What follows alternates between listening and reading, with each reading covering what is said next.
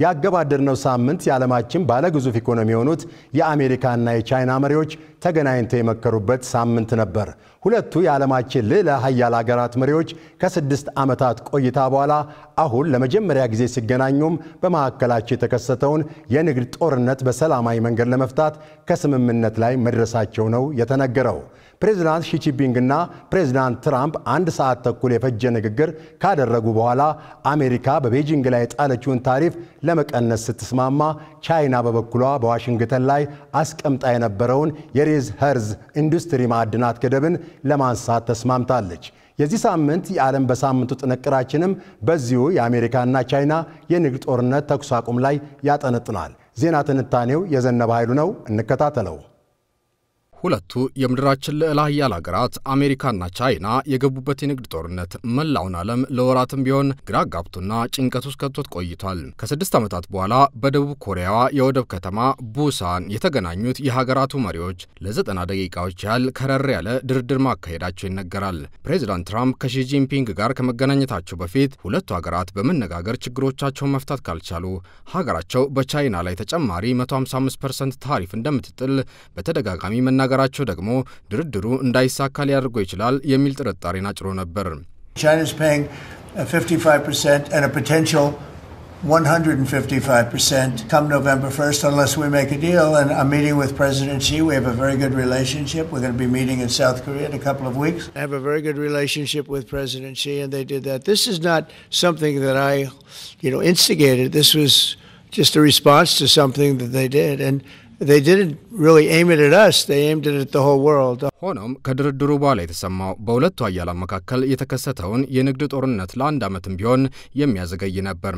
ይህ ድርድር በዋናነት የትራምፕ አስተዳደር በቻይና ላይ በጣለው ከልክ ያለፈ ታሪፍና ቻይና ወደ አሜሪካ በምትልከው የሬር እርዝ ወይም በቀላሉ የማይገኙ ስትራቴጂክ የኢንዱስትሪ ማዕድናት ላይ ባስቀመጠችው ገደብ ላይ ነበር ያተኮረው። ፕሬዝዳንት ትራምፕ ከቻይና አቻቸው ሺ ጂንፒንግ ጋር ከነበራቸው ቆይታ በኋላ በሰጡት መግለጫ ድርድሩ አስገራሚ ነበር ያሉ ሲሆን ከ0 እስከ 10 ባለ መለኪያ 12 እንደሚሰጡትም ተናግረዋል።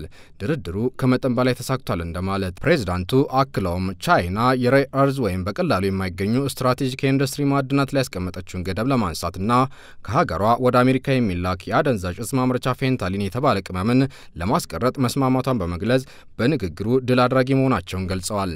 ሁለቱ መሪዎች አሁን ላይ የተደረሰውን ስምምነት ስር ለማያስያዝ በድጋሚ የሚገናኙ ሲሆን ለዚህም ሲባል ከ5 ወራት በኋላ በመጪው ሚያዝያ ግድም ፕሬዝዳንት ትራምፕ ቤጂንግን እንደሚጎበኙ ነው የተመለከተው። ለመሆኑ በዚህ የሁለቱ መሪዎች ድርድር ማን አሸናፊ ሆነ፣ እንዲሁም ለዓለማችን ኢኮኖሚስ ምን አይነት ፋይዳ አለው የሚለውን ጥያቄ እዚህ ጋር ማንሳቱ የግድ ይሆናል። በዚህ ድርድር ላይ ቻይና አሸናፊ መሆኗን የሚናገሩ እንዳለ ሆኖ ሁለቱም ሀገራት የሚሹትን በማግኘታቸው ሁለቱም አሸናፊ ናቸው የሚሉ ወገኖችም አሉ።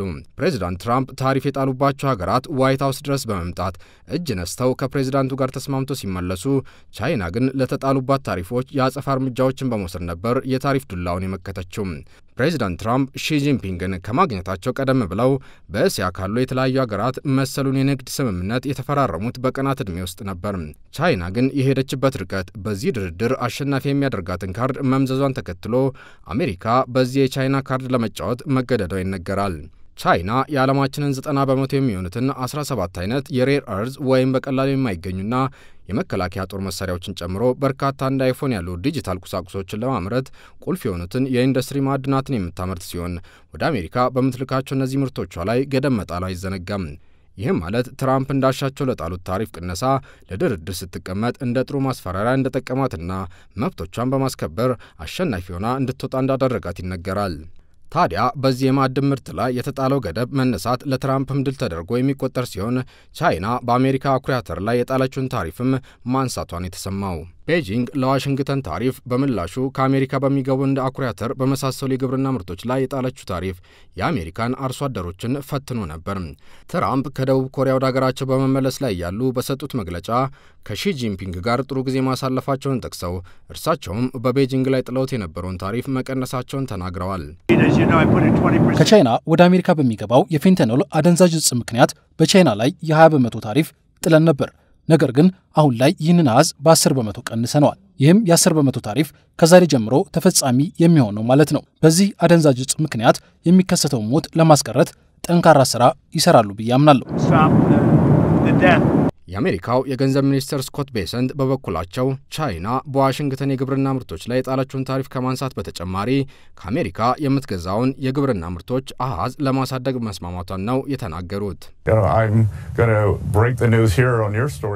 እንደ ሰበር ዜና የምነግርሽ ነገር በዚህ ስምምነት መሰረት ቻይናውያን በጣም ትልቅ መጠን ያለው የግብርና ምርቶች ከኛ ለመግዛት ተስማምተዋል። አሁን ላይ እስከሚቀጥለው ጃንዋሪ ድረስ ቻይናውያን 12 ሚሊዮን ሜትሪክ ቶን አኩሪ አተር ከኛ ለመግዛት ተስማምተዋል። በተጨማሪም በሚቀጥሉት 3 ዓመታት ውስጥ በትንሹ 25 ሚሊዮን ሜትሪክ ቶን አኩሪ አተር በየዓመቱ እንደሚገዙን ቃል ገብተዋል። A minimum of 25 million metric tons per annum for the next 3 years. እናም አሁን ዋሽንግተን በቤጂንግ ላይ ጣለችውን አጠቃላይ ታሪፍም ከነበረበት 57 በመቶ ወደ 47 በመቶ መቀነሷን የተነገረው። ከዚህ በተጨማሪም አሜሪካ በደህንነት ስጋት ምክንያት ለቻይና በምትሸጠው የሰው ሰራሽ አስተውሎት ቺፖች ላይ ገደብ አስቀምጣ የነበረ ቢሆንም በዚህ ስምምነት መሰረት ይህ ገደብ ተነስቷል። በሌላ በኩል ቻይና ከአሜሪካ ነዳጅ ለመግዛት መስማማቷም የተጠቀሰ ቢሆንም ሁለቱ ሀገራት በዩክሬን ጦርነትና በቲክቶክ ጉዳይ ላይ አለመነጋገራቸውን የተገለጸው።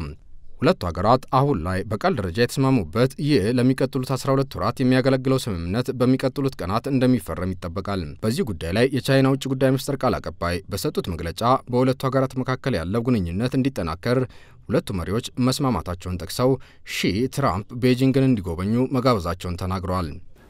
The two agreed to maintain regular communication. President Trump looks forward to visiting China next year and invited President Xi Jinping to the U.S. ፕሬዚዳንት ትራምፕ ከሺ ጂንፒንግ ጋር በነበራቸው ቆይታ ከሌሎች መሪዎች ጋር ሲያደርጉት የነበረውን ከልክ ያለፈ ፈንጠዝያና የበላይነት ማሳያ እንቅስቃሴያቸውን ሳይደግሙት ወደ አሜሪካ ማቅናታቸውም ተነግሯል። በነገራችን ላይ ቻይናና አሜሪካ በጋራ የዓለማችንን 43 በመቶ ዓለም አቀፍ ጠቅላላ የሀገር ውስጥ ምርት ወይም ጂዲፒን ይሸፍናሉ። በሁለቱ ሀገራት መካከል ያለው ንግድ መጠን ደግሞ ከፍተኛ ሲሆን በፈረንጆቹ 2024 እንኳን $585 ቢሊዮን የሚገመት ንግድ በመሃላቸው ነበር። ታዲያ ይህ ማለት በሁለቱ ሀገራት መካከል የሚፈጠር የንግድ ጦርነት በቀጥታ በዓለም የኢኮኖሚ እድገት ላይ ተጽዕኖ አለው ማለት ነው። የአሁኑ ስምምነት ፋይዳውም ከዚህ የሚመነጭ ነው።